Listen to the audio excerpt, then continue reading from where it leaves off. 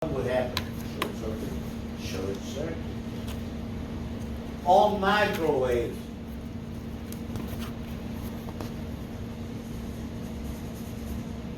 Right here.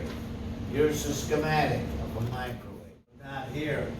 So what happens if a microwave oven becomes where it works when it shouldn't, like with the door closed, and it works, Close the circuit breaker.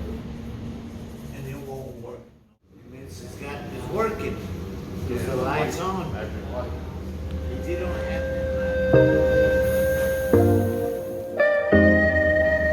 Same thing with this. See, it's got the lights. Circuit board. Right. That works off of 24 volts. It's got its own diode, its own transformer right here. But the main transformer is here. So this is the high side. What's this? And what else? There it is. You're getting a 100 monitor switch. Monitor switch. How can you tell? Like this. Let me go here. So all of them is going to be from, see,